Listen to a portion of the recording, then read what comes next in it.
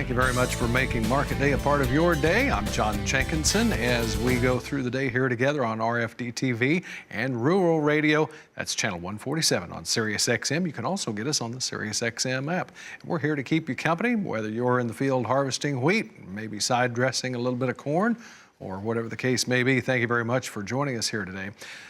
Let's first start off with what was moving some of the markets here first thing this morning in the news, and part of it was an overnight sale, and it was of soybeans. We went to Mexico, 114,300 metric ton, and it was for the 18-19 marketing year. For the grain inspections report, that was released out today, and by the way, this week is a full week of trade. We don't have any holidays, and so now all of the government reports are back on schedule. The export inspections show 1.55 million metric ton of corn shipped, and that was compared to last week's 1.71 million. So just a slight reduction here. Sorghum, 423 metric tons, and that was compared to last week's 25,843. Soybeans, 557,733 compared to last week's 576,406. And wheat was also on the lower side as well from last week. Last week, 431,239. This week, 341,470. Over to the futures markets here. And we started out with weakness. That weakness continued to build, but we are off of the lows now with July corn down 8.5. It's trading at 383 after a low of 381 and a quarter. December corn 403 and a quarter, down 8.5 cents, again off of the low. July soybeans down 14 3/4, 10.06 and a half. November down 13 3/4, 10.24. July Chicago wheat down 14 and a half at 508 3/4. December down 13 and a half at 548. The July Kansas City wheat down 17 cents at 523 3/4. December down 15 3/4 at 567 and a half. July Minneapolis wheat down 7 3/4 at 596 and a quarter. And even the cotton market is under pressure here today, with July down 142 points at 92.17. In December down 171 at 90.91. At the edge of the trading floor is Scott Gecas. Scott is with Longleaf Trading, and he is here with us. Scott, what's the mood on the floor today? Pretty dismal. You're seeing weakness across the board in all the grains. One of the things that I want to really point out is obviously there's a big concern with the trade war, NAFTA talks going into play. On Fridays, usually you see a spike in volatility right around the close just because people are protecting what they have. In soybeans, somebody came in at the end of the day and sold about 13,000 November 111 calls. So that dropped volatility by roughly about 2%. Now, you're seeing a big spike in volatility after this move today, but I think that's definitely notable. Traders are still net long. A lot of the funds are, just have money on the sidelines waiting for the decision coming out maybe, the 12th of next week on the 12th. End users and those who want to get into this market, though, could be looking at this as an opportunity. Yeah, it's been, buy the dips, sell the rips for the last few weeks, but no one's holding long positions for an extended period of time just because of all the headline risk that is out there. Is anybody on the floor today talking about the weather, or has that been overshadowed by all of the news? All the weather is definitely a driving factor. You had hotter temperatures coming into this weekend. The rain just over the weekend dropped the temperatures down a little bit. It had better planting issues for all the grains, but we're going to have hot, dry temperatures coming in later in this week. So, the weather is still in focus, but it's definitely overshadowed by all the trade war talks and NAFTA talks. At this point, then, as we continue to do chart damage here today, is it going to be difficult to overcome that?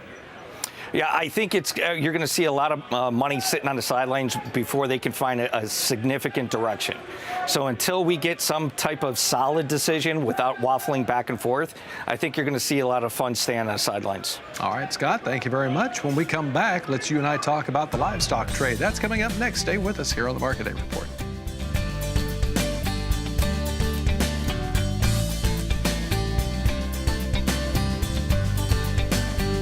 The cattle market has offered a little something for everyone here today on this Monday. We'll start with the live cattle, and that June contract in delivery there for June up 48, 105.38. August up 13, 103.75. October up 14, 106.42. We'll go all the way out to December. It's up 25 at 110.90. August feeder cattle down 14, 146.18. September feeder cattle down 10, 146.50. October down 2 at 146.40. And then for the hogs, the hog futures here. June lean hogs down 55 at 77.05. July down 148 at 77.32. And August hogs down 154 at 75.98. Let's go back to the edge of the trading floor where Scott Gecas with Longleaf Trading is standing by. Well, first of all, Scott, there has been a little bit something here for everyone in this cattle market so far today. There's quite a bit of volatility. We've been on both sides of unchanged. Yeah, the volatility is definitely there. You can see it on both sides, calls and puts. Volatility is increasing. There's concerns that the seasonal demand is just not showing up as expected. So you're running into supply concerns. Cattle production was up 20% versus last year. Traders are still net long. That 104 is major resistance for the cattle market. So these levels that we are at, do you think we went down and tested some of these levels near support and are bouncing off of that then right now? Yeah, and I think that's very clear when you see the volume coming into play. Once you bounce off of these levels with increasing volume, we just got to see where that volume is going to end up at the end of the day. All right, let's move on to the hog complex then. A couple of weeks ago, we saw some of these hog weights starting to come off here just a little bit as we get into the warmer season. But the hogs here today just kind of drifting along. Yeah, and it's a really odd dynamic with the hog market.